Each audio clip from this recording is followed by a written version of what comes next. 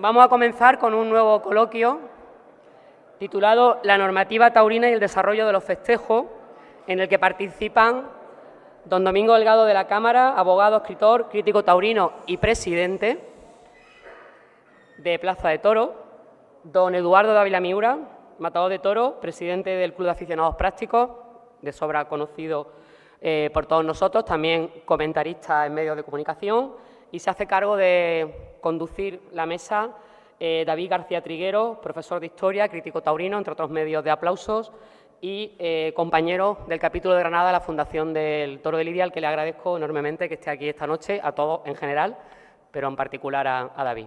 Empezamos este último coloquio.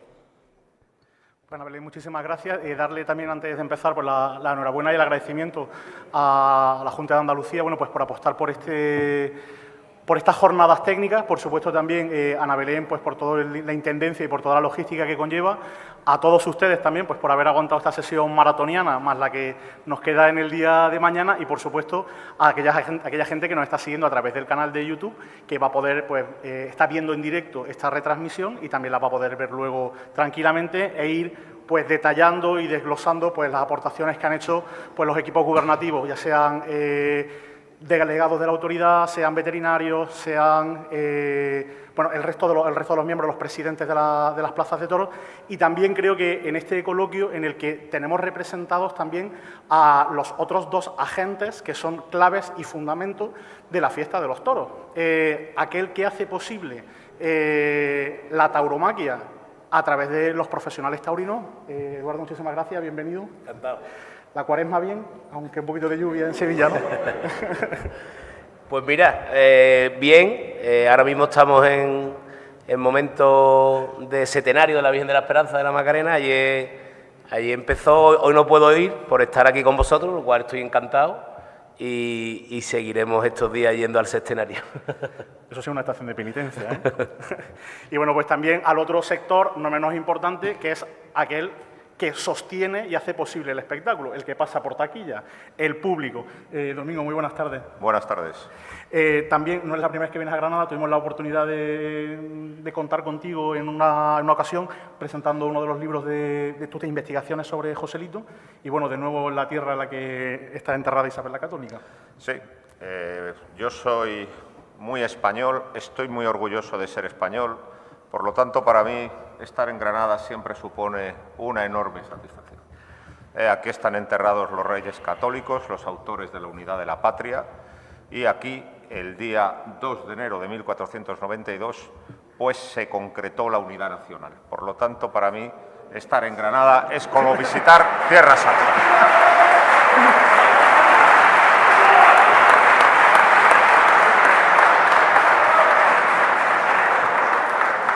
Y además una tierra que en lo taurino, ¿no?, según también los estudios que hay hechos de antropólogos de la Universidad de Granada, nos conecta la tauromaquia andalusí, esos juegos de justas, esos juegos de cañas que se hacían en la Plaza de Toros de Virrambla, con una tauromaquia moderna, y la cual precisamente se ha ido regulando hasta el día de hoy, en el que estamos hablando de esa evolución de la tauromaquia en el siglo XXI. Si os parece, pues vamos entrando un poquito en faena, ¿vale?, después de estos compases de aliño ahí, y vamos ya, que nos vamos. La primera pregunta que yo os quería poner encima de la mesa, ¿me permitís que os tutese con Sí, sí. que es ¿por qué es necesario un reglamento taurino? Es decir, ¿el espectáculo no puede funcionar de manera orgánica sin que lo regulemos? Pues vaya pregunta profunda. Se necesita una conferencia. Bueno, yo la verdad es que yo soy muy liberal y yo creo que nuestra vida cotidiana está hiperregulada e hiperreglamentada. Yo creo que hay un exceso de normas. Yo, en muchísimas materias, dejaría a la iniciativa ciudadana que ella misma se organizase sin tener que regular. Soy muy poco amigo de las normas. Creo que tendría que haber 4 leyes muy importantes de obligado cumplimiento y el resto dejárselo a la iniciativa del ciudadano. Pero ahora viene mi contradicción, pero sí que creo que es necesario un reglamento taurino. ¿Por qué? Pues porque el toro es una promesa de muerte. El toro es una promesa de muerte, el toro mata. Y entonces, aunque esto muchas veces no les guste oírlo a los profesionales del toreo, pues los profesionales intentan aminorar ese riesgo. Y la minoración de ese riesgo lleva a una fiesta fraudulenta y trucada, que va en contra de los intereses del aficionado y del espectador. Entonces, aquí sí que es necesaria una norma, porque hay un evidente conflicto de intereses entre los de las gentes del toro y entre los que pasan por taquilla. Ese conflicto existe. Y entonces ese conflicto hay que encauzarlo con una norma. ¿Cuál es el problema de las normas? Que muchas veces están muy mal hechas, son muy inoperantes y muy inefectivas. Y otro problema que hay, que viene a continuación, es que muchas veces no existe una voluntad de aplicar la norma. Es decir, en un lugar como Madrid o como Sevilla, todo funciona estupendamente. El problema es los sitios donde yo presido. Yo presido en Herrera de Pisuerga, provincia de Palencia, presido en Béjar, provincia de Salamanca, presido en esa clase de sitios, ¿no? Entonces, ahí sí que hay un auténtico problema, ¿no? Y yo soy el primero que me reconozco que muchas veces la norma no la aplico con rigor para no tener un conflicto. Es que lo reconozco. Entonces, existe ese problema también. Entonces, es necesaria una norma, pero lo difícil es graduar cómo tiene que ser la norma y lo difícil luego es hay que tener voluntad de aplicarla, que muchas veces no existe. Pero evidentemente una norma es necesaria. Pues, Eduardo, por alusiones casi... Sí, bueno, yo opino bastante parecido a Domingo. Yo creo que en la vida el término medio, el equilibrio es lo ideal. Y considero que el espectáculo taurino, que las corridas de toros deben de estar controladas, ¿no? Y si es un reglamento, lo que sí sería importante es que ese reglamento se utilizara de forma con naturalidad, con equilibrio y sin afán de protagonismo, ¿no? Que es lo que yo muchas veces encuentro en algunos sectores, ¿no? Yo creo que, por desgracia, yo muchas veces percibo cuando llego, y no te digo por la tarde a una corrida de toros, te hablo por la mañana, ¿no? Cuando llegan las cuadrillas a sortear, cuando en la mañana de la corrida percibo mucha desconfianza entre las partes protagonistas, ¿no? Quizá eso también, pues los toreros, las cuadrillas, la forma de ser en algunos momentos. Yo por eso una cosa que le decía mucho a mi cuadrilla, y ahora cuando he apoderado a toreros, intento hacerlo también, ¿no? Hay que llegar por la mañana a la plaza con normalidad, con educación, porque muchas veces las cuadrillas llegan como queriendo avasallar un poco, los veterinarios, presidentes están un poquito a la defensiva y entonces se crea un ambiente como que sea una guerra diaria entre los que nos quieren meter las cuadrillas, entre los que nosotros queremos mandar. Y ahí es donde yo creo que sería importante que hubiera menos afán de protagonismo y saber que al final el protagonismo lo tiene que tener el toro, el torero y el público. Intentar llegar a ese término de equilibrio, que también entiendo que es difícil porque cada persona es de una forma. Porque además el reglamento, digamos, que tiene como casi dos finalidades, ¿no? Tal cual está un poco planteado, y ahora hablamos de los diferentes reglamentos, si queréis, y cómo ha ido evolucionando. Por un lado, que regula toda la parte administrativa, ¿no? Es decir, como espectáculo público, pero también, de alguna manera, entra también a regular o a desarrollar el cómo evoluciona el propio espectáculo. Es decir, la parte artística, la parte de la lidia, de algún modo también lo condiciona. Es decir, ¿hasta qué punto eso no lleva a supeditar la norma a la creatividad o a la expresión, en tanto, pues, por ejemplo, ¿no? el tiempo, en tanto, por ejemplo, la puesta del toro en el caballo, el lucimiento en determinados compases de la lidia? ¿Hasta qué punto también existe una sobreregulación, no solo administrativa, sino también artística? Bueno, vamos a ver, el reglamento, todos los reglamentos, lo que tienen que hacer es cumplir la Ley Taurina de 4 de abril de 1991. Esta Ley Taurina de 4 de abril de 1991 es un hito en la historia de España, porque lo que no se sabe es que Godoy prohibió la fiesta de los toros en 1805. Y una prohibición solo se revoca con una ley de la misma categoría que la invalide. No hubo ley posterior, por tanto, Desde 1805 hasta 1991, la fiesta de los toros se ha celebrado en España estando formalmente prohibida, que es una cosa bastante curiosa y bastante insólita que la gente no conoce. Y luego otra cosa absolutamente extraña que tenía la fiesta de los toros es que los reglamentos es una norma de carácter menor para el desarrollo de una ley que es la norma de carácter superior. Aquí había reglamentos sin ley, que era la cosa más absurda del mundo. Bueno, pues la primera ley taurina es la ley de 4 de abril de 1991, que dice dos cosas. Y es que tiene que haber dos principios rectores, que es los derechos del espectador y la integridad del espectáculo. Esos son los principios rectores que deben seguir todos los reglamentos. El problema es cuando tú ves los reglamentos y ves que en realidad no están defendiendo ni los derechos del espectador ni la integridad del espectáculo, sino que es más una especie de compromiso entre un montón de fuerzas que presionan para estar a bien con esas fuerzas. Entonces ya el reglamento está fallido. Y es lo que está pasando. ¿Cómo veo yo los reglamentos? Todos, porque verdaderamente hay autonomías que tienen reglamentos, pero no es menos cierto que todos más o menos tienen una misma estructura. Yo creo que los reglamentos actuales, todos, son demasiado prolijos en las normas de tipo administrativo. Es decir, imponen una burocracia excesiva. Yo hay veces que ya no sé ni lo que firmo, que me da ahí el sargento de la Guardia Civil, ¿sabes? O sea, imponen una enorme burocracia, son demasiado prolijos y yo en ese sentido quitaría muchísimo, y en cambio luego son demasiado laxos en integridad de la fiesta, derechos del espectador, que es para lo que tienen que estar, según la ley. Son demasiado laxos. Y veo que además, reglamento nuevo que sale, cae en los mismos errores. ¿Para qué? Para que no haya una tensión ni nos indispongamos con las fuerzas vivas del toreo. Entonces, todos tienen los mismos problemas.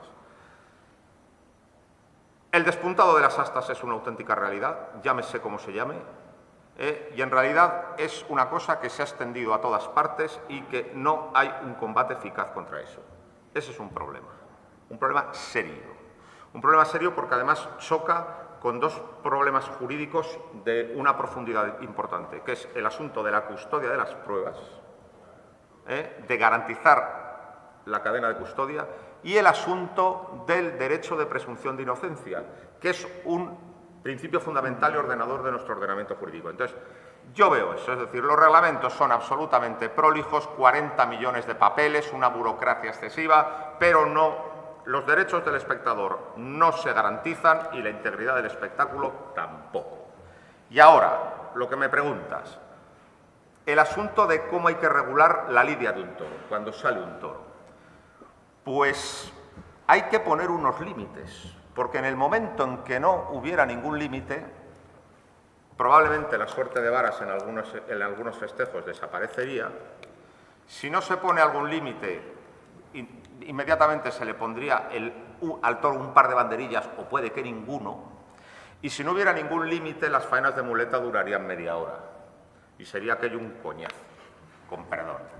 Entonces, tiene que haber algunos límites, y yo creo que en ese sentido el reglamento actual es un reglamento bastante racional y bastante sensato.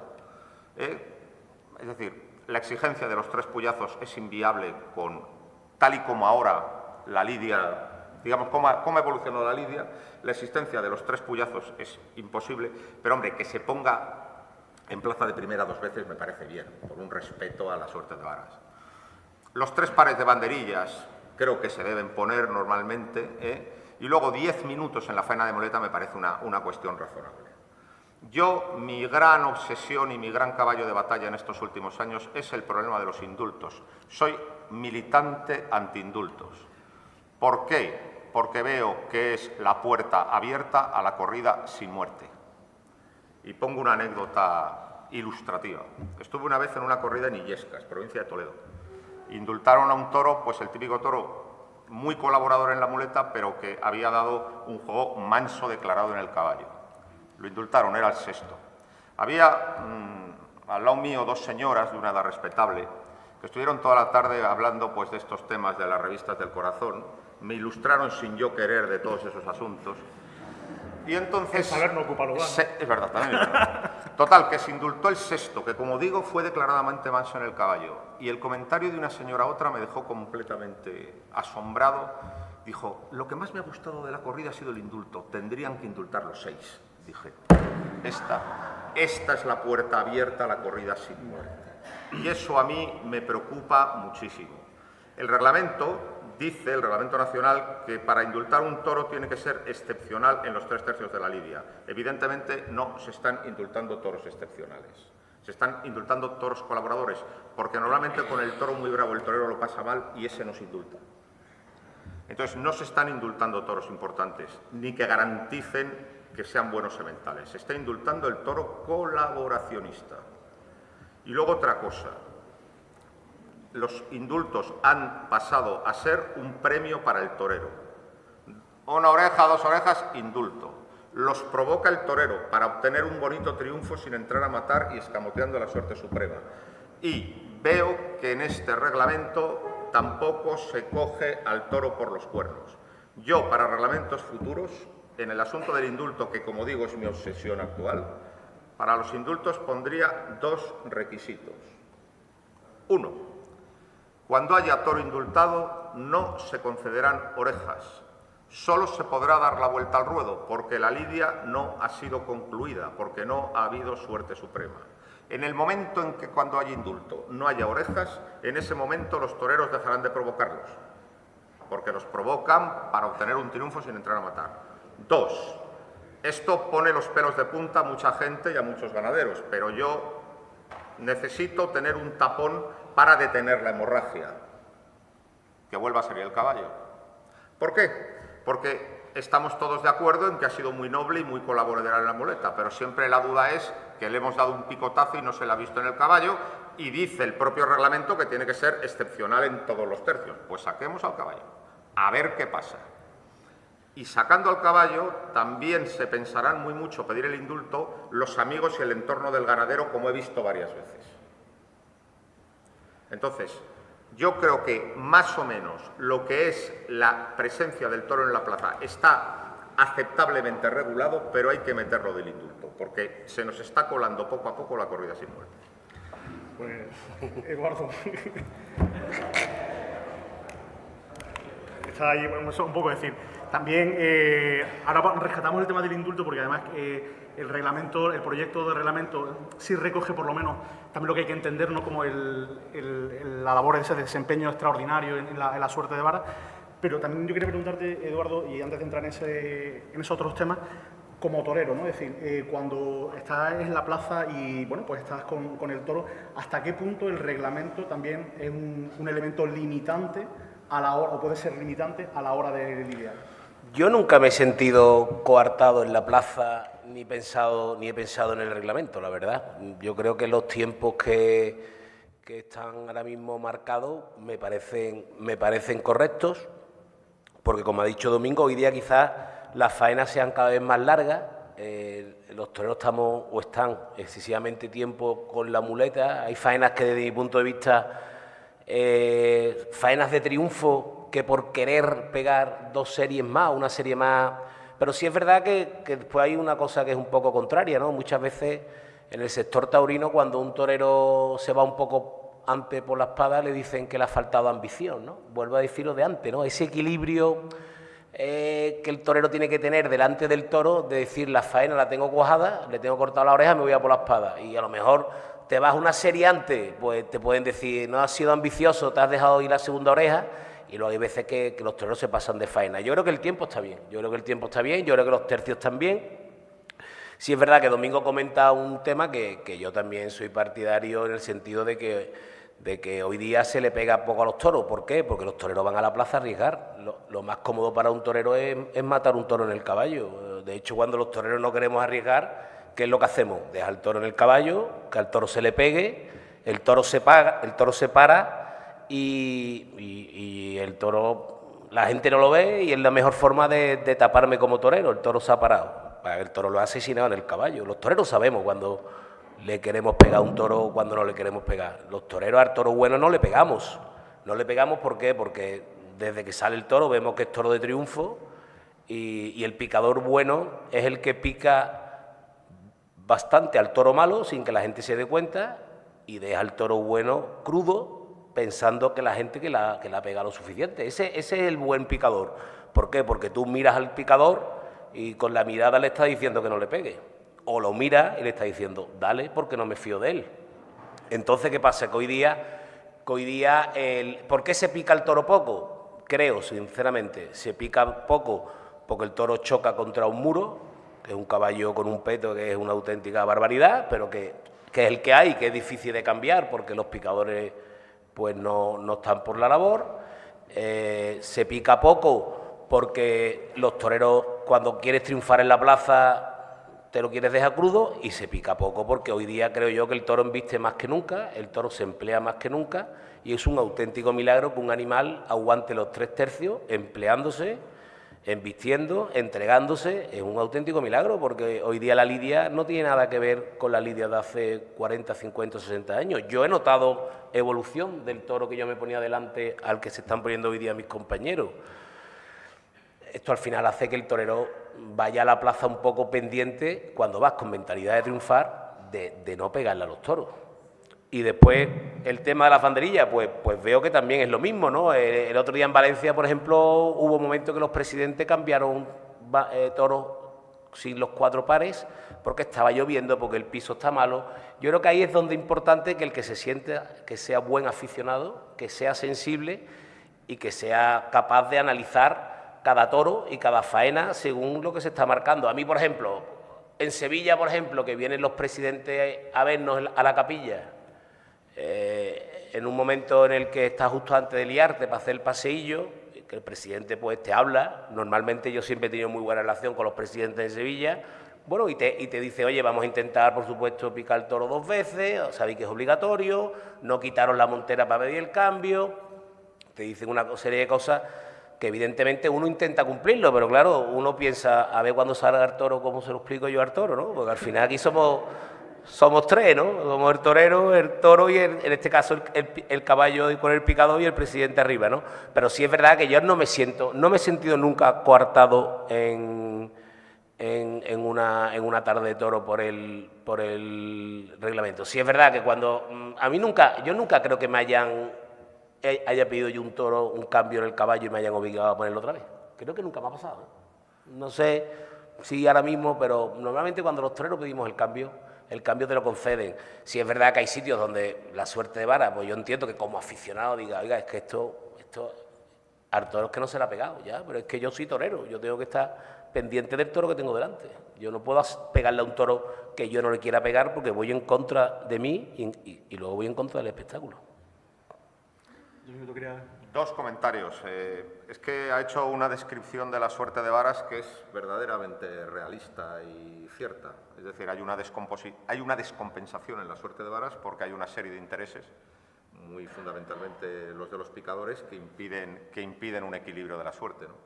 Entonces, mi reflexión es que, evidentemente, los profesionales del toro tienen que ser escuchados y tiene que ser valorada su opinión, pero no tiene que ser la opinión decisiva, ni la opinión que se imponga, por una sencilla razón, porque sus propios intereses les hacen no ser objetivos y porque aquí, por delante de los intereses profesionales, tiene que estar el interés del público.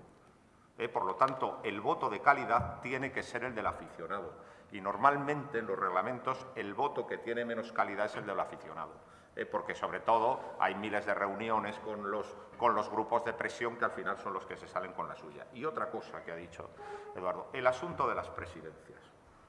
Esto lo digo muy sinceramente. Hay que impedir por artículo del reglamento que presidan alcaldes y concejales. Es decir, no se puede ser juez y parte. Es decir, ¿vas a negar tú una oreja o un indulto a los tipos que luego te van a votar?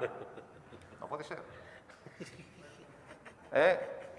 El alcalde de turno, el concejal de turno, que generalmente no saben nada y que simplemente están sentados allí no puede ser. Además, existe una... Pero el hombre ha dado la subvención para los toros, Domingo. Ya, pero no puede ser. ¿Cómo lo decimos que no se suba al palco? Pero, además, otra cosa que no... Es que también existe la siguiente contradicción. Es decir, las comunidades autónomas con las competencias transferidas hacen cursos de formación. Por los cursos de formación pasan aficionados, pasan también policías. Todo el mundo hace su curso, todo el mundo tiene su titulación y resulta que luego preside alguien que no ha ido a nada, que no sabe absolutamente nada, mientras que el que tiene el título no preside. Es que es un absurdo metafísico. Es decir, hay que exigir que estés titulado y que tengas una documentación. Y otra cosa, al presidente el día de la corrida se le tiene que dar la consideración de autoridad y servidor público. Es importante, porque si no, no tienes la suficiente autoritas, que dirían los romanos, para imponer el reglamento. ¿Por qué? Porque piensas, es que me puedo meter en un lío morrocotudo. Entonces, tienes que tener el respaldo de la administración, que no la tienes. Pero me parece fundamental. Tienen que presidir gente que tiene un curso de capacitación, no pueden presidir gente con intereses directos en el festejo, y un concejal y un alcalde lo tienen, y evidentemente tienes que tener un respaldo de la administración que ahora mismo se echa en falta, me parece. De hecho, habéis ido sacando algunos temas que precisamente se van recogiendo en el reglamento, ahora hablamos de ellos, pero por no dejar ahí un fleco, recordaba cuando justamente en el año de la pandemia, en el año 20, la Junta de Andalucía intenta improvisar una medida para reducir los costes del espectáculo y, digamos que, flexibiliza algunas instrucciones, ¿no? Como el número de los descaballos en plazas de primera y de segunda, la reducción del par de banderillas, incluso el considerar la posibilidad de, a lo mejor, de reducir el número de actuantes. Y ahí hay un corporativismo que se impone, es decir, hasta qué punto, ¿no?, a la hora de decidir la redacción o la reformulación de conceptos básicos para el funcionamiento, esos grupos de presión, ¿no?, acaban por imponer, con legítimos también, como tú dices, intereses, pero que a lo mejor no benefician al desarrollo o a la sostenibilidad del espectáculo en el tiempo. Hombre, evidentemente todo el mundo sabe, por cómo ha evolucionado la lidia, que ahora son necesarios menos componentes en las cuadrillas. Es decir, esas cuadrillas extensísimas vienen de un tiempo donde se picaba sin peto, para empezar. Y había picadores de reserva, que esos ya no existen. Y donde además el toro, por su falta de castigo y por su mansedumbre, ocupaba constantemente todo el ruedo. Mientras que ahora las corridas bravas se las lidia en medio ruedo. Quien está sentado en el tendido 12 de la maestranza es, si la corrida sale buena, vea que yo muy lejos siempre, porque el toro va a estar siempre en el 1, en el 3, ¿o no es verdad? Entonces, yo creo que ahora mismo, con un picador y dos banderilleros, y que el par del medio lo ponga el de otra cuadrilla, creo que se cumple totalmente la lidia. Si hay una inflación de puestos es por lo que estamos comentando. Evidentemente. Que en plazas muy importantes que generan muchísimo dinero se mantenga la tradición de sacar, vamos a decir, todo el personal, pues perfecto. Es decir, una feria de San Isidro se lo puede permitir.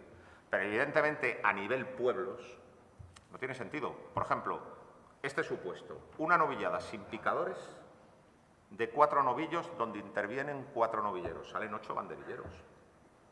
Una novillada sin picadores de 6 novillos salen 12 banderilleros. Evidentemente hay una inflación de banderilleros, pero que eso a nivel sueldos y a nivel seguridad social encarecen enormemente el coste del festejo en una plaza pequeña. Es una evidencia, pero claro, digamos que hay una fuerza sindical que impide cualquier reforma en ese sentido. Y el problema que es que luego dar toros en un pueblo pues tiene una carestía económica que es tremenda, ¿no? Ahí se ve la presión, pero evidentemente, tal y como ha evolucionado la lidia, digamos que el personal de cuadrillas es un personal excesivo. Eduardo, ¿tú cómo ves esto también desde el punto de vista profesional? Sí, hombre, pasa que es un tema tan delicado, que se ha hablado tantas veces y que no se termina de arreglar el tema, que ya volver a hablarlo, pues sí es verdad que hay festejos donde, sobre todo en las novillas sin picadores y novillas con picadores, festivales, donde es verdad que hay un exceso de cuadrillas. De hecho, pasa que cuando llega en días que se torea mucho, ahora ya septiembre quizás sea un mes donde hay más toros incluso que agosto, ¿no? Pero sí, antiguamente el 15 de agosto era el día célebre, que antiguamente cuando se llegaba el 15 de agosto, en aquellos años que había tantos toros, bueno, es que no había cuadrillas suficientes, ¿no?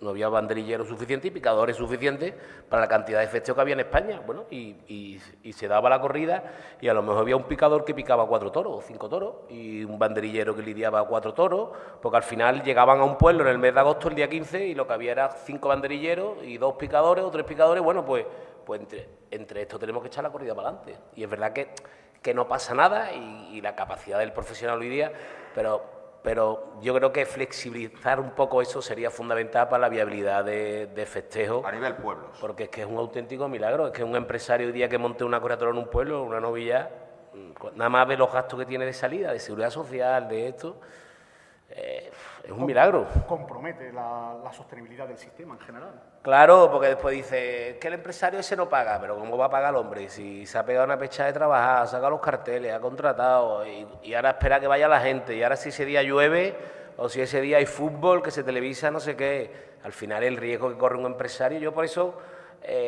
aun siendo torero, siempre creo que el empresario tiene mucho mérito, y ese empresario de pueblo, luchador, que da toros y que vuelva a dar toros otra vez, y de repente hablas con él y te dice, no ha ganado, tampoco he perdido, estoy contento. Y yo, ¿en qué trabajo se pega 4 meses uno trabajando y está contento porque ni ha perdido ni ha ganado? Yo le doy mucho mérito a ese tipo de empresario, y la forma sería flexibilizar un poco eso. Te voy a comentar, es que antes de que se me olvide, es que yo vengo con la faena hecha del hotel. Te tengo que comentar dos cosas que me preocupan del reglamento, del proyecto de reglamento. Una, la posibilidad del toro de regalo. Dice, de modo excepcional, ya me conozco yo lo excepcional. Empieza siendo excepcional y se convierte en todos los días. El toro de regalo es muy peligroso. En el reglamento de toda la vida solo se admitía la posibilidad de toro de regalo cuando el matador mataba los 6 toros. Por lo tanto, no entra en conflicto con ningún interés de otro, porque estás tú solo. Vale, era la única excepción. Pero el toro de regalo, cuando haya otros matadores, cuando sea una terna, cuando sea un mano a mano, es una auténtica injusticia. ¿Por qué? Porque evidentemente privilegia a unos con respecto a otros. Se va a convertir en un abuso y en una artimaña constante. Es decir, en Sevilla tendremos toro regalado todos los días. Y veamos dónde hay costumbre de toro regalado. En México hay costumbre de toro regalado y eso no ha mejorado para nada el nivel, la salud de esa feria, ¿no? Y luego también, ojo, como el toro es malo, me lo quito de delante, que ya pediré el toro de regalo. Las corridas ya de por sí se han vuelto demasiado largas. El toro de regalo ya las puede hacer eternas y, sobre todo, puede dar lugar a una serie de corruptelas y de artimañas que no me gustan nada. Es decir, la fiesta en América, aparte de por motivos políticos en los que no entro, vive una enorme postración y está en un enorme desprestigio. Y resulta que todas las medidas que han contribuido a su postración y desprestigio las estamos incorporando. El indulto, ahora el toro de regalo. Creo que el toro de regalo hay que quitarlo del futuro reglamento. Eso, una cosa que no me gusta nada. Y luego, la ausencia de sorteo. El sorteo fue una conquista en la fiesta de los toros. Fue una lucha para igualar las posibilidades. Bueno, no me voy a extender mucho, pero al principio se aplicaba la ley de ganadería, era el ganadero quien decidía en qué lugar salía cada toro, pero como el criterio era siempre el mismo, pues era aceptado por todos. De ahí viene lo de no hay quinto malo, porque siempre dejaban el toro de mejor reata para quinto lugar. El problema fue cuando, estando Guerrita dominando el toreo, los ganaderos, para pelotearle y también porque sabía que era el mejor torero y quien mejor iba a lucir a sus toros, empezaron a incumplir la ley de ganadería y entonces poner en los puestos de guerrita por los dos toros más agradables o los dos toros que tenían mejor nota. A Mazzantini, bueno, el primero que se opone es Espartero, pero muere inmediatamente. A Mazzantini le sienta mal, también le sienta mal a Reverte y al final, cuando desaparece Guerrita, cuando se retira Guerrita, se empieza sorteando. Fue una conquista. Por lo tanto, quitar esa conquista me parece un absurdo y también es una fuente de injusticias y de corruptelas. Es decir, claro, pone que no haya sorteo cuando hay mano a mano. ¿Y por qué? Precisamente mano a mano, que es una competencia entre dos toreros nada más, que en teoría tienen algo que dirimir entre ellos, es el día más indicado para que haya sorteo. Por lo tanto, a mí eso de que quiten el sorteo no me gusta absolutamente nada, ¿eh? Y luego ya por último, creo que hay una cosa, un acto de justicia, porque lo que no podía ser es que se trata como culpable del afeitado al ganadero cuando todo el mundo sabe que los principales inductores es el entorno del torero, ¿no? En ese sentido, yo creo que en ese sentido el reglamento es un primer paso de justicia. El ganadero generalmente es una víctima, no un inductor. Por lo tanto, era injusto hacerle responsable. Me parece, ¿eh? Pero está claro que hay una tierra de nadie en la actual redacción que va a hacer impune el afeitado. Y bueno, ya he hecho la faena mía que venía a hacer. No, sobre todo porque hay varios temas que, de hecho, han salido esta mañana a colación, precisamente los delegados también han estado hablando sobre este tema, incluso también los veterinarios hablaban sobre el tema del indulto, incluso Pepe Luque, ¿no?, hablaba sobre el tema de la formación y de los títulos o del registro, ¿no?, de presidentes y demás. Si queréis, vamos concretando algunos de los aspectos que se van o que están puestos sobre el papel y vamos dilucidando, ¿no?, entendiendo primero una cuestión casi que ¿consideráis, y por ir centrando en algunos temas, consideráis necesario que haya que hacer un nuevo reglamento en Andalucía, a lo mejor en vez de priorizar por reformar el estatuto o el reglamento nacional y a partir de ahí ir vertebrando el resto? ¿O si es necesario que, ya que no lo hace nadie, Andalucía tome la avanzadilla, tome la delantera y se ponga a actualizar para intentar a lo mejor adaptar a las nuevas circunstancias y a la nueva tauromaquia o a las nuevas tendencias del público el espectáculo? Yo creo que lo que tiene de bueno este proyecto es la simplificación administrativa. Es lo que tiene de bueno. Pero en lo que son los temas candentes y lo que verdaderamente nos preocupan, esos quedan totalmente igual, porque, claro, es un melón difícil de calar, donde puedes tener muchas incomodidades. Y otra cosa, sí, vale, reconozco de entrada que la actual configuración de España como Estado es el Estado de las autonomías. Vale, lo reconozco, vale, muy bien. Pero no tiene sentido que el fútbol tenga un reglamento universal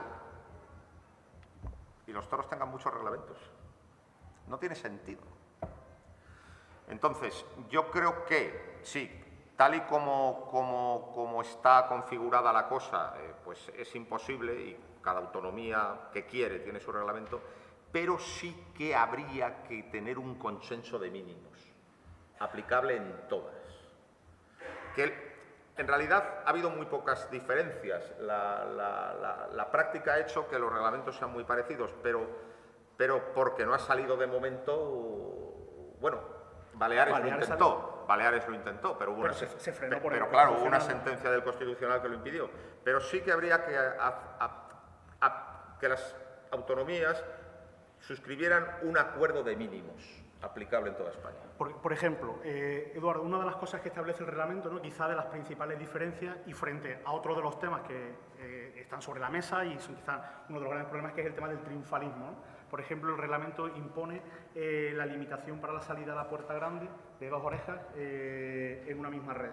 ¿Eso realmente beneficia? ¿Crees que puede ayudar? ¿Crees que puede reducir la tendencia hacia esa exaltación de los ánimos también un poco de la que hablaba Vicente, ¿no? Cuando hablaba en los momentos post-COVID?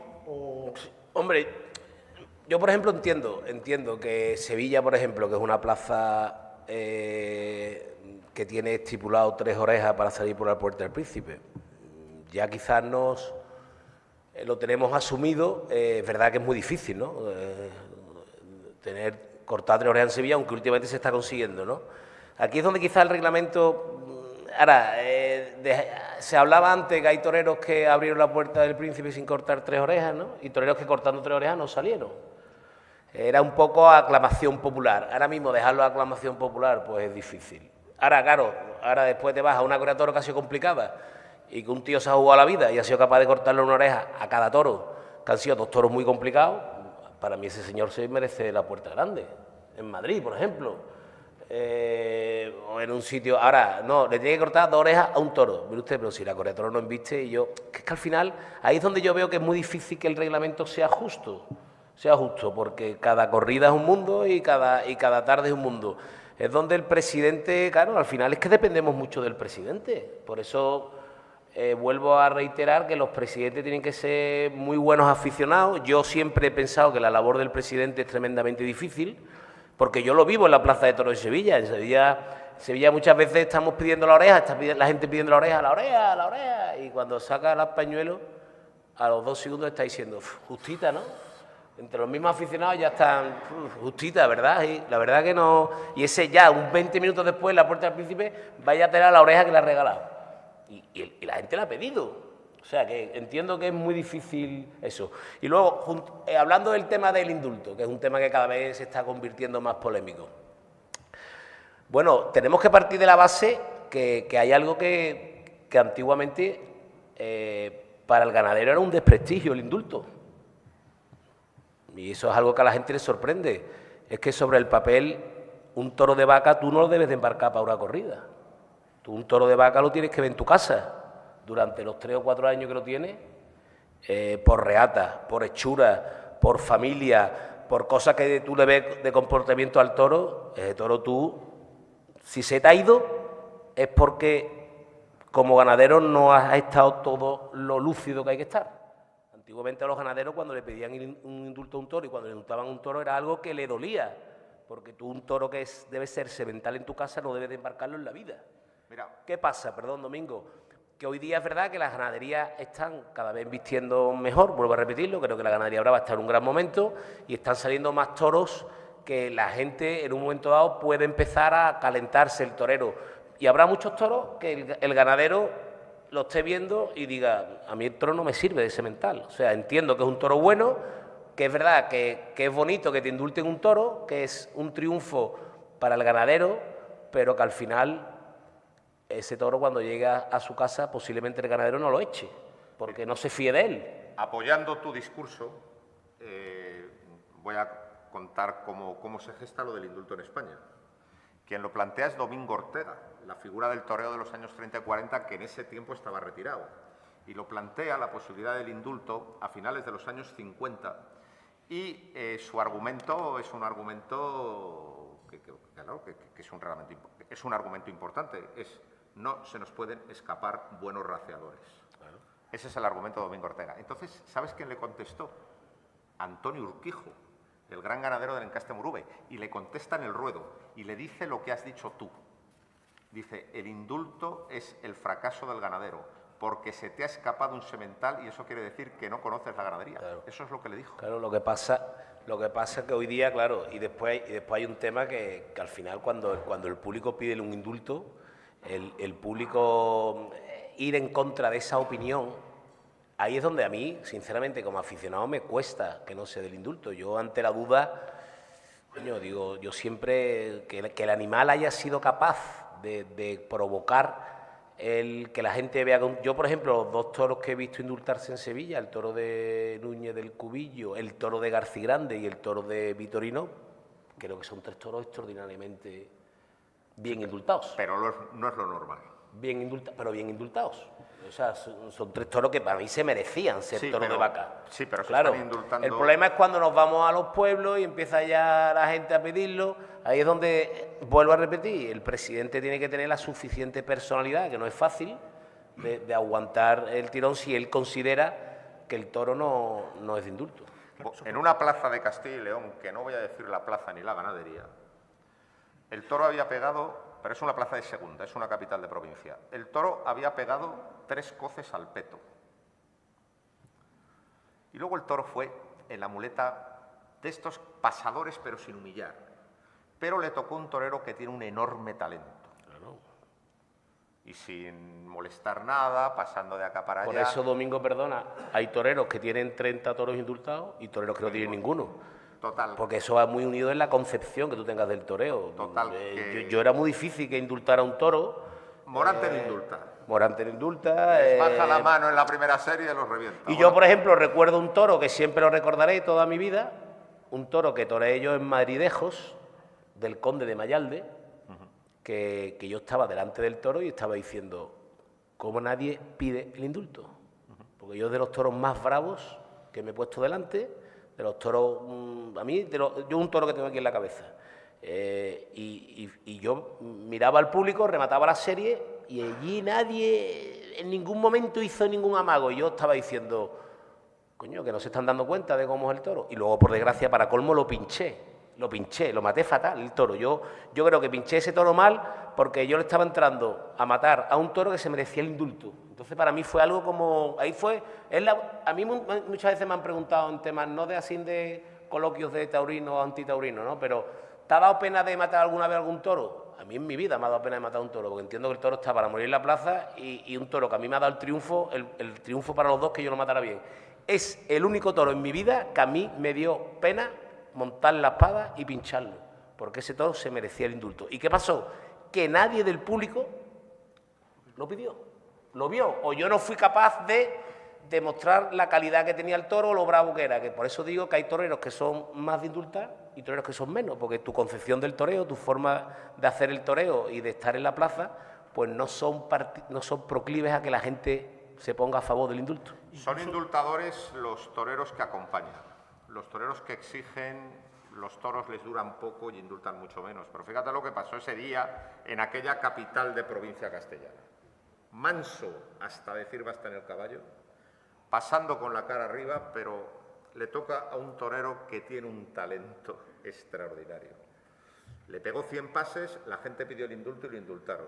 Yo estaba sentado en una barrera y cuando el torero iba dando la vuelta al ruedo y cuando llega a mi altura me dice, ¿qué? ¿Has visto la porquería que he indultado? Me lo dice riéndose. Pero lo peor, el toro entra dentro y el ganadero dice, matarle no lo quiero. Eso no puede ser. A esa situación no se puede llevar. Y luego pasa una cosa también en el indulto, que eso es una cosa que la gente tiene que entender. Yo creo que el indulto, la gente empieza a pedirlo, pero hay un momento que el indulto, el presidente o lo da o no lo da. Porque ahí hay un momento que el torero empieza a tener una disyuntiva muy difícil, porque tú eres consciente que mientras más sigas toreando, más difícil va a ser matar el toro porque lo estás pasando de faena. Y la mayor tragedia para un torero es que te hayan pedido el indulto de un toro, que lo pases de faena, que no lo indulten, que le monte la espada y le pegue 5 pinchazos, porque al final se te ha ido un toro de triunfo, se te ha ido sin las orejas cortadas.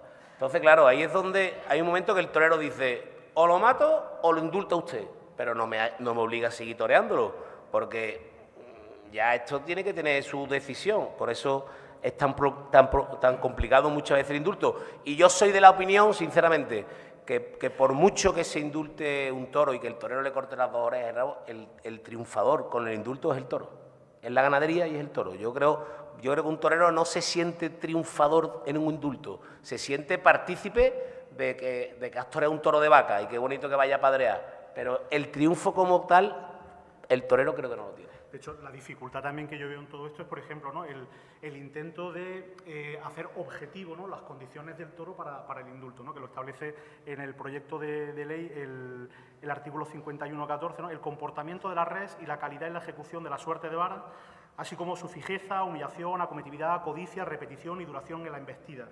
Es decir, ya no establece las condiciones excepcionales en la lidia, te dice cuáles son, o sea, intenta objetivizarlo. Sin embargo, también somos conscientes de que dentro de ese marco de lo objetivo hay un componente subjetivo dentro del espectáculo.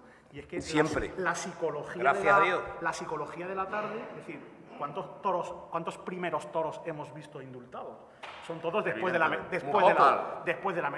Total, es decir, nunca viene tampoco decir, ese análisis objetivo de las condiciones del animal. El orden de lidia de una corrida de toros es de las cosas más importantes que hay en una tarde de toros.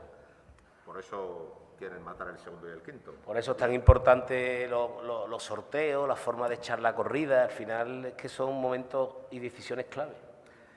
Incluso también, dentro de lo que comentabais, ¿no?, para el tema del indulto, el limitar el número de trofeos al diestro actuante, precisamente, pues en tanto que se entiende que el rabo culmina en la máxima capacidad del profesional a la hora de... Yo lo he dicho, del es lidiador. decir, yo creo que la suerte suprema es importantísima, que hay que honrarla, hay que respetarla y hay que darla la máxima importancia.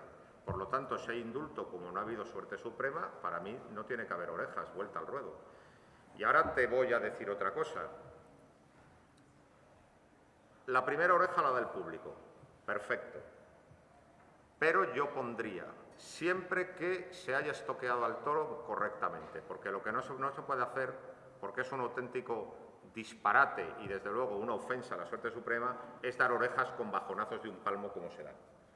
Es decir, la primera oreja la da el público siempre que la colocación de la estocada sea aceptable. Yo pondría esa excepción. Y ya que estamos hablando de excepciones y de todos estos asuntos, también tengo que decir que en estos últimos años han proliferado de forma abrumadora las corridas vestidos de mamarracho. Toda clase de experimentos sociológicos, ¿no? Y de tal. Y a mí no me gustan nada, las corridas vestidos de mamarracho, porque el traje de luces es una auténtica belleza, es pura orfebrería y además el traje de luces es una de las conquistas culturales de la fiesta de los toros, que ha vivido un proceso de decantación muy grande, ¿no?, que culmina en el siglo XX. Entonces, yo cuando veo un festejo donde no se va vestido de luces, a mí me parece feísimo, van con pijamas, parece el Circo del Sol, es horrible, es espantoso. Entonces, yo diría, otro artículo del reglamento, los intervinientes en el festejo deben presentarse con los trajes tradicionales y únicamente se admitirá como excepción, por su relevancia histórica y por su tradición, la goyesca de Ronda. Y que, si queréis, la del 2 de mayo en Madrid. Nada más. Porque, claro, hemos visto unas mamarrachadas tan increíbles que es un auténtico desdoro para la fiesta nacional. ¿Y los útiles de la línea? Bueno, eso vais a hablar mañana. Sobre todo también en cuanto a regulación y en cuanto a componente estético, ¿no? Porque sé que me consta decir, tu animadversión hacia los colores en los útiles de la lidia. Ah, bueno, sí, es decir, dices por los capotes que se marca Ferrera. Bueno, entre otros. Pero tú fíjate, es decir, aquello... O la muleta blanca de conde. Pero tú fíjate, es decir, en las primeras tauromaquias se dice que las muletas son blancas. Y luego, cuando se imponen los colores a los que estamos acostumbrados, es en época de Lagartijo y Frascuelo. El propio Cúchares, cuando estaba contento, decía, dame la muleta verde esmeralda.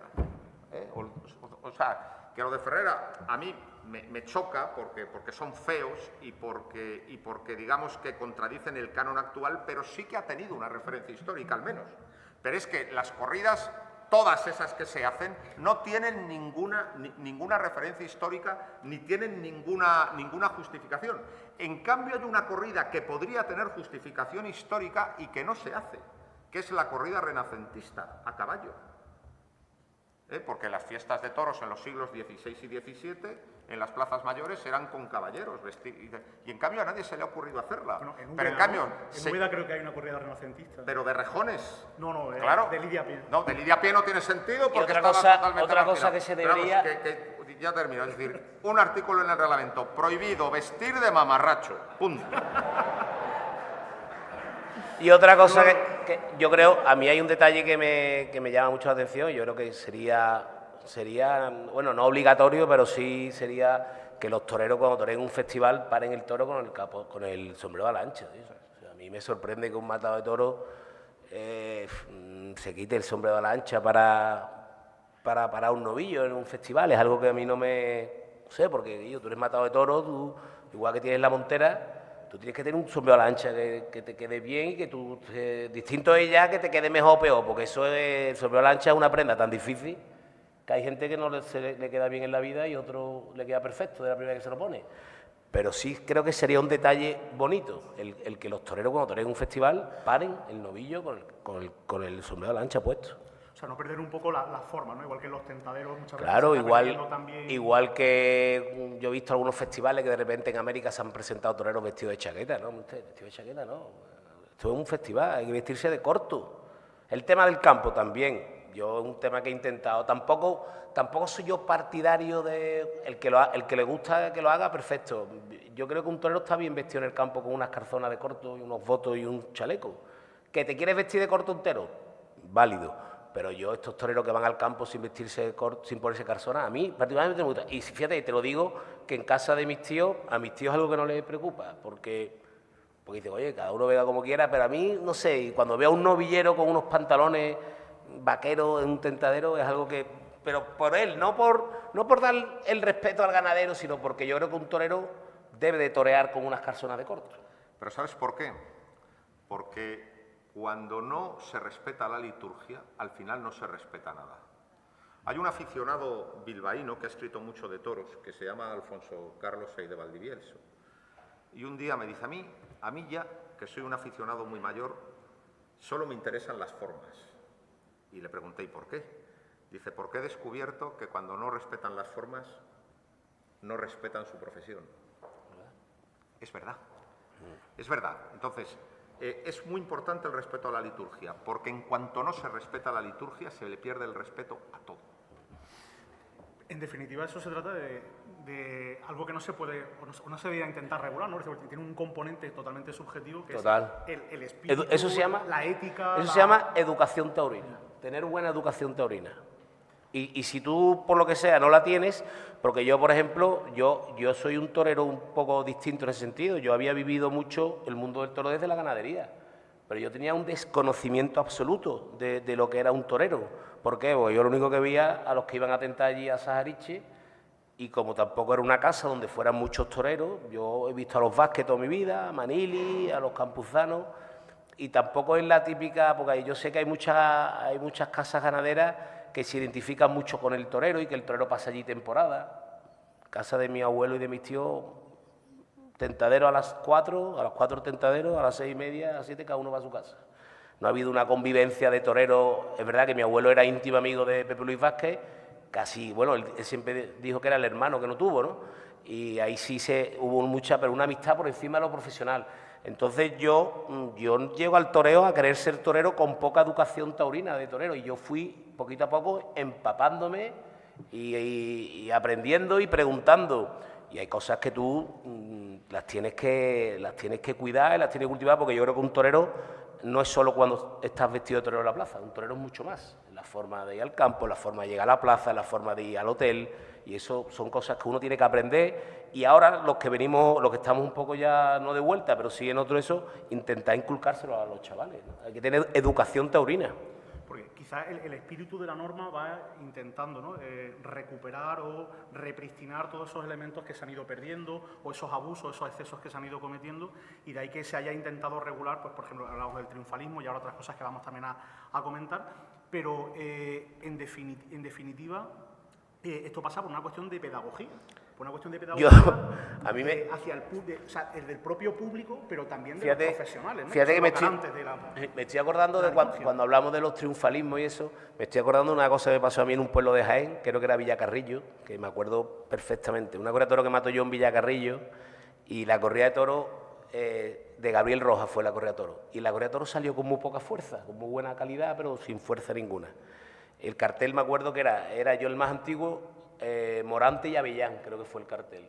Y yo le corto le corto una oreja al primer toro de la tarde y le corto otra al cuarto, pero 2 orejillas de, vamos, de pueblo total, que fueron los 2 toros que medio se mantuvieron, que los maté bien, y le corto una oreja a cada toro, y después ni Avellán ni Morante cortan nada. Y claro, la gente pues se había aburrido, la gente allí medio cabreada, y cuando termina la corrida, por lo típico, la cuadrilla mía, Eduardo, a hombro, que tú has cortado 2 orejas, y yo, que voy a salir, hombre, yo, ¿dónde está la tarde? Que no, que sí, Eduardo, tú en hombro, claro, las cuadrillas son muy... Y yo, que tú has cortado 2 orejas, tiene que salir, que es una puerta grande, que es importante. Y yo digo, pero sí, yo, la gente se ha aburrido aquí. Yo digo, si la gente ni se acuerda ya que yo he cortado 2 orejas. Se la había cortado al primero y al cuarto, que sí, hombre, que sí, a hombro. Y yo me acuerdo que me subí a hombro, iba allí saliendo a hombro, y aquello, la gente yéndose, la salida a hombro más triste de mi vida. Y yo allí... Y justo cuando voy a salir por la puerta grande, me acuerdo perfectamente que hay un señor que se está levantando, cogiendo la almohadilla con su mujer, y se me queda mirando y me dice, ¿también va a salir en hombro, hijo? ¿También va a salir en hombro? Y me acuerdo que le dije a la cuadrilla, ¿lo veis, coño, cómo no era esto de salir a hombro? Es verdad, ¿no? Eso muchas veces tiene que ser incluso el propio torero, el que... pero claro, es que eso va un poco en tu ética personal, en tu ética profesional. Yo creo que en plazas de primera y segunda... Yo creo que sí que hay que pedir 2 orejas en un toro. Sí. Y en las plazas de tercera con una y una está bien. Yo creo que es una buena... porque en las plazas importantes una y una a veces sabe a poco. Qué raspado ha estado esto, ¿no? Sí. Entonces, cada tarde es un mundo, pero exacto, es verdad, ¿no? Qué raspado ha Bueno, en estado. Sevilla pasa mucho, ¿no? Que cuando un torero le corta las 2 orejas al primer toro de su lote, se crea un ambiente de a ver si se remata esto, ¿no? Y si el torero es capaz de dar ese paso, el público te ayuda mucho. Y hay veces que, sin embargo, sale un toro que no te da opciones ninguna. Y dice la gente, no puede ser, pero sí es verdad que cuando le cortas 2 orejas a un toro, dices tú, esto está encarrilado. La diferencia entre Madrid y Sevilla es la siguiente. En Madrid se trata con una enorme dureza al torero en la plaza. Y luego en el bar entra el arrepentimiento, joder. Sí, ¿no? Sí, qué duros hemos estado, no ha estado tan mal, le hemos reventado. Y en Sevilla es al revés. En Sevilla le piden la oreja, da su vuelta y luego oyes unos comentarios descarnados en los bares. Pero hay que ver qué mal ha estado, no sé qué, tal. Es exactamente al revés. Sí. Me quedo con Sevilla, ¿no? Porque el rato que se pasa allí en Madrid...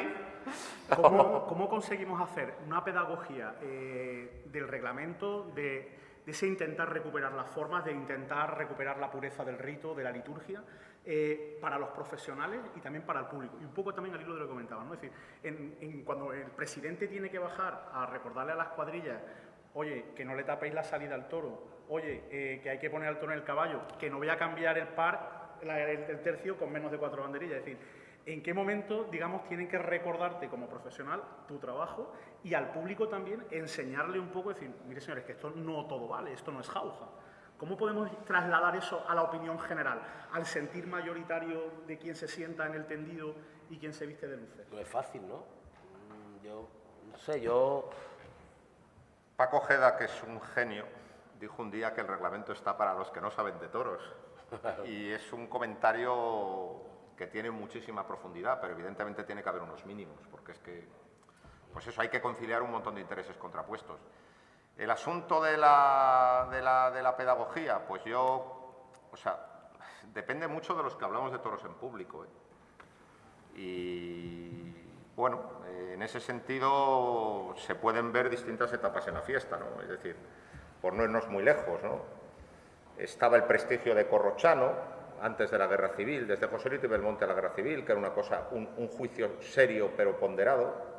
Luego, durante toda la posguerra, hay una crítica totalmente laudatoria, donde digamos que se ignora lo malo y se exalta lo bueno.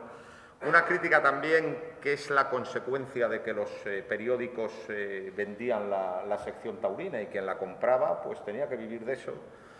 Y luego vimos también en los años 70 y 80 todo lo contrario, es decir, una crítica muy dura, rayana en la injusticia, amiga de tópicos imposibles y tal y cual. Entonces, la crítica de toros tiene su influencia, porque probablemente el señor que va una vez al año a los toros en su pueblo, ese no los lee, pero el aficionado sí que los lee y sí que se deja influir. Entonces, tiene mucha importancia. Entonces, es una responsabilidad que nosotros tenemos, los que ahora hablamos de toros. Y yo no tengo todavía perspectiva de si lo estamos haciendo bien o si lo estamos haciendo mal. Pero yo creo que en este momento, yo creo que hay una sensatez y una ponderación que no ha habido en otros tiempos. Yo creo que la gente sabe más de toro que lo que los profesionales creemos, ¿eh? Yo veo que la gente sabe de toro, y en los pueblos, y tú vas a un sitio y te crees que no, y la gente sabe de toro, porque lo bueno le gusta a todo el mundo y lo regular no gusta, y pasa que es verdad que es la fiesta del pueblo, que la gente está contenta, y yo percibo los goles de una faena en un pueblo, cuando son de verdad, suenan de verdad, y los triunfos de verdad, eso, y las tardes que son tardes las que tú has cortado la oreja, pero tú sabes que no han sido tardes que en las que has estado redondo de verdad, el público, las orejas no tienen el mismo peso, porque al final hay una cosa que es lo que realmente nos preocupa al profesional, que a nosotros lo que nos preocupa es el boca a boca del profesional. Cuando un torero cuaja un toro bien en un sitio, un toro bien de verdad, sea el sitio que sea, te da. El domingo, ¿cuántas veces ha pasado eso? La tarde de Emilio de Justo, cuando todavía no había empezado. Una tarde de Juan Ortega en Linares, cuando la pandemia. Sí, pero fue televisada, ¿no? Tuvo esto. Pero es que mañana llega un chaval, un novillero, y bueno, el año pasado también se televisó, pero es verdad, el Mene en el pueblo este de Toledo, todo el mundo se puso a hablar. Y mañana llega un chaval y torea un novillo bien en un pueblo en la sierra, y a los profesionales nos llega, oye, no te veas cómo ha estado este. ¿Y eso por qué? Porque la gente sabe de toro, la gente lo valora. Y eso es lo que realmente le da crédito a los toreros y a las ganaderías. Al final, el boca a boca del profesional para nosotros es muy importante, porque eso es lo que realmente te da crédito y te da prestigio. Y luego también lo que nos pasa a los aficionados es que muchas veces estamos presos de tópicos que son como lentes deformantes. Es decir, muchas veces el aficionado leído es quien menos se entera, porque los tópicos le impiden ver la realidad, ¿eh? Sería como meterse en el callejón del gato. Mientras que gente que no sabe nada, precisamente por su ingenuidad mental, lo percibe. Claro, de hecho, buenísimo. Yo recuerdo un hecho que es quizá lo más trágico que he vivido en una plaza de toros. De hecho, sigo intentando recordar esa corrida de toros. Fue una corrida de cuadri en Ceniciento, dificilísima.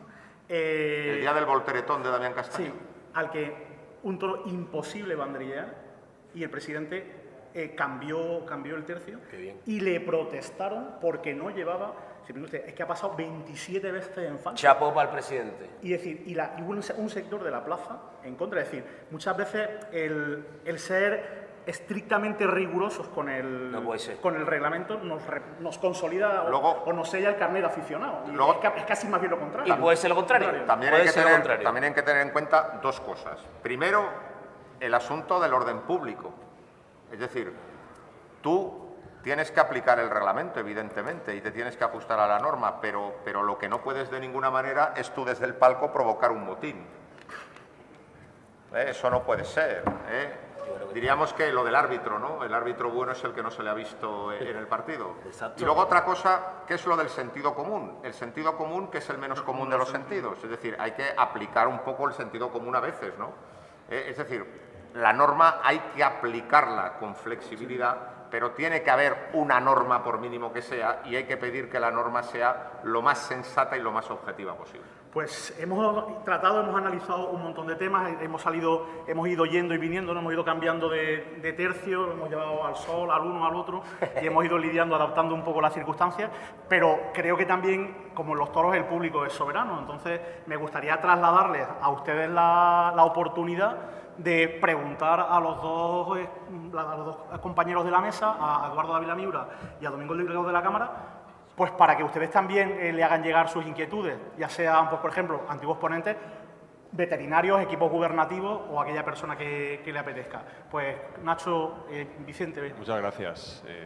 Muy buenas tardes, muchas gracias por el coloquio. Yo tengo una pregunta sobre el efecto del cambio de normativa, ¿vale?, que se puede llegar a producir, y como ejemplo, yo creo que en el Castilla-La Mancha se va a poner en marcha lo del puyazo para pedir... Castilla-León. En Castilla-León. En Castilla-León, perdón, efectivamente, Castilla-León. Entonces, esto me ha recordado, o sea, cuando se cambia una norma, esto tiene unas consecuencias. Y en muchas ocasiones son consecuencias imprevistas. El ejemplo, yo siempre, en economía hablamos del efecto Cobra, por una política que se instauró en la India, el gobierno británico, decidió que le iba a pagar 100 rupias a cada persona que trajese una cobra muerta, porque había muchas cobras. Llegó un señor, trajo una cobra y le pagaron 100 rupias. Llegó otro señor con 2 cobras y le pagaron 200 rupias. Y llegó un tercer señor, dijo, voy a poner una fábrica de cobras, ¿vale? Entonces, pues una granja de cobras y entonces la política se acabó, ¿vale? Y al final, de hecho, cuando el Imperio Británico decidió cortar la política, los granjeros de cobras soltaron las cobras y aquello se infló de cobras. Y entonces había más que antes. Entonces, cuando se cambia una normativa, uno tiene una intención, pero los efectos finales no tienen por qué ser los que uno prevé. Entonces, mi percepción personal es que el ejemplo del puyazo para conseguir el indulto después, a posteriori, yo creo que puede llegar a tener un efecto contrario en lo que es el desarrollo de la suerte de varas. Entonces yo, no sé, al torero, por ejemplo, le preguntaría, usted, ¿hasta qué punto cambiaría su manera de hacer el tercio de varas, poner un toro de largo o no, por ejemplo, si luego va a tener la ocasión de resarcir al toro para lucirlo posteriormente en un puyazo, ¿vale? Evidentemente, la pregunta va también para Domingo, puesto que lo ha postulado el tema. Pero, muchas gracias. ¿Me está hablando de un puyazo una vez indultado el toro? Sí. Es lo que ha propuesto él. Una vez, Terminada la faena, Sí. sacar el caballo. ¿qué consecuencias Antes de puede tener? indultarlo. Bueno, yo es que yo nunca estaría pendiente o pensando en un pollazo posible después de indultarlo porque no sé si el toro se va a indultar cuando está empezando la lidia. Es una cosa que muchas veces lo hacen los ganaderos en el campo, con una becerra que le ha gustado mucho, que la becerra ha sido muy buena, le ha dicho, oye, espérate, vamos a ponerle el caballo otra vez, a ver qué reacción tiene el animal.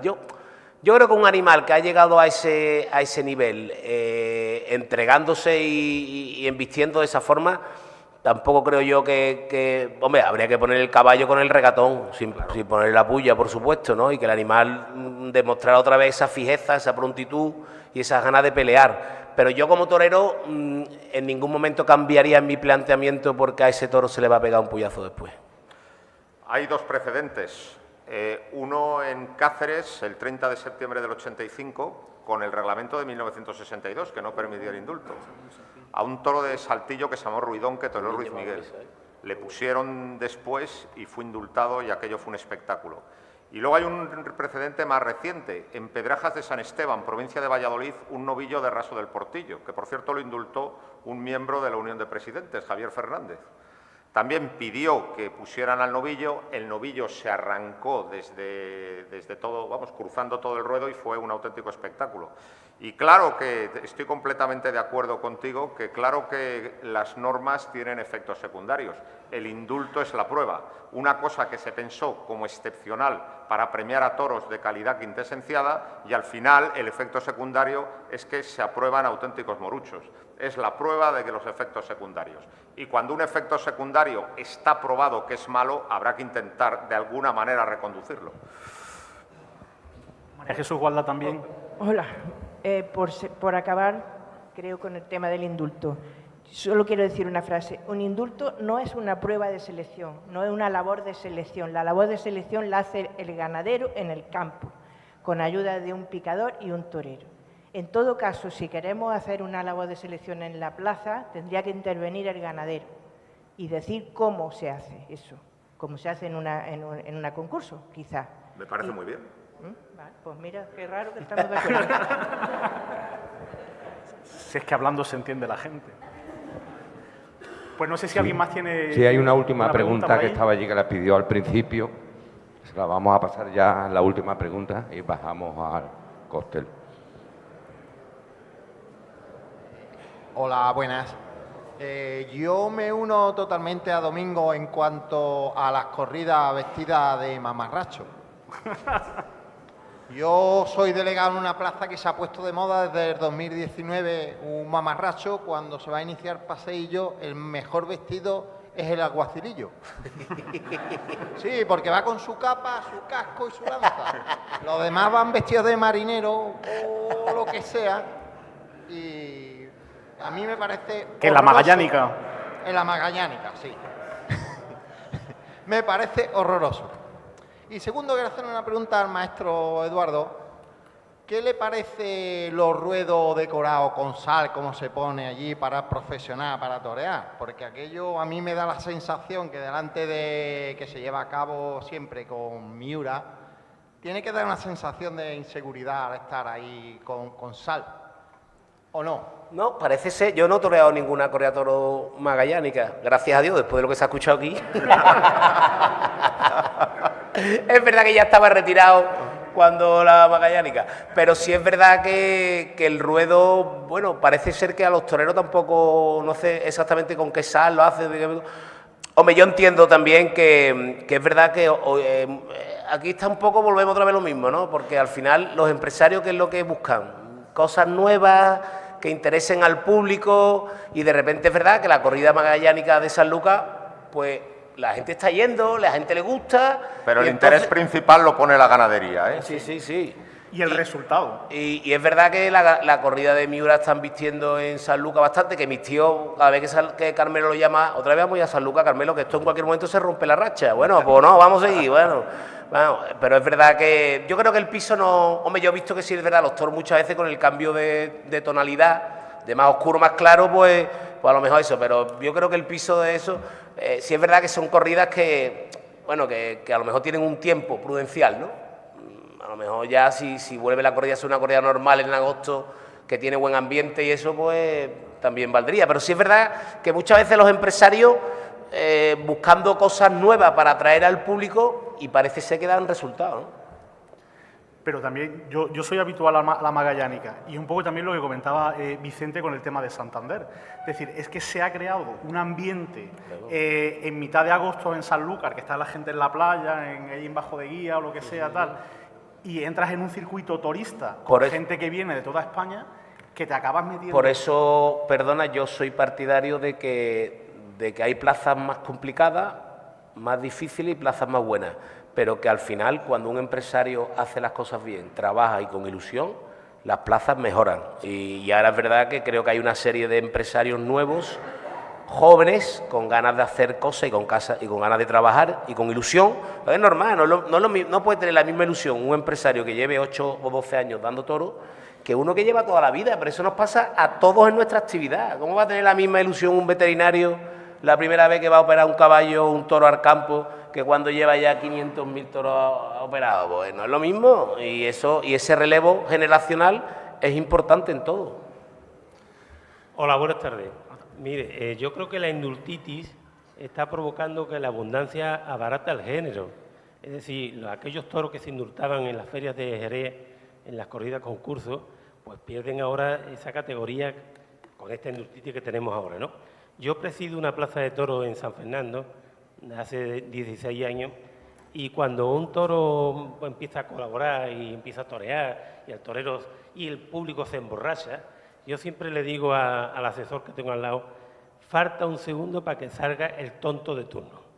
El tonto de turno normalmente es alguien afín al torero. Y claro, eso, el contagio popular es rapidísimo. Es decir, cuando un tonto saca el pañuelo, en 0,2 la plaza de toros, sin saber de lo que piden, se vuelve blanca. Entonces, a mí lo que me da coraje es que el torero, que a veces han sido toreros de cierta categoría, me miren como diciendo, ¿y qué hago? Y yo le digo, que lo mate. Y el público se echa, se caga en todo tu ancestro, toda tu familia, y otra vez, y yo lo tengo muy raro, lo tengo muy claro. Enseguida le saco el pañuelo blanco. Y cuando le saco el pañuelo blanco, hay gente del público que aplaude pensando que es que efectivamente, fíjate tú, el desconocimiento, ¿no? Creen que estoy indultando el toro. Y claro, cuando le saco el pañuelo, el torero dice, este me va a sacar segundo pañuelo en 0,2. Y así es, ¿eh? Es decir, ahí, bueno, echarme el público encima, no, porque, hombre, es que ellos son conocedores y saben que efectivamente ese toro no es de indulto. Pero bueno, ellos se aseguran así el no tener que matarlo y las 2 horas.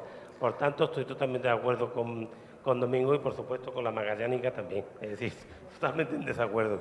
De hecho, aquí en Granada hubo un caso en el que la gente pidió la oreja a un toro devuelto. O sea que... Desde luego, el peor momento que se vive en un palco es cuando te piden un indulto. Es el peor momento, se pasa fatal. Y luego además otra cosa, o sea, una corrida que va bien y que la gente está contenta y que el ambiente está fenomenal, en cuanto se plantea el indulto, o sea, ese clima de concordia se quiebra completamente. Porque claro, los que no quieren el indulto se cabrean muchísimo, los otros se cabrean porque no. Es un auténtico desastre. O sea, es un auténtico desastre. O sea, es lo que crea más confrontación en una plaza. Entonces, la forma de encauzarlo es lo que yo he propuesto. ¿Había alguna pregunta más por aquí? Y cerramos el coloquio, si les parece bien. Hola, buenas tardes. Se ha hablado del tercio de varas, pero he echado... Sí, Ana, no te preocupes.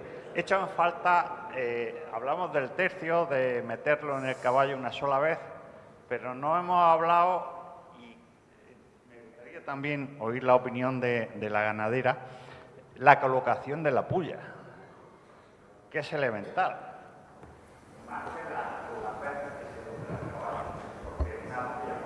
Sí, sí, claro. A la primera. Claro.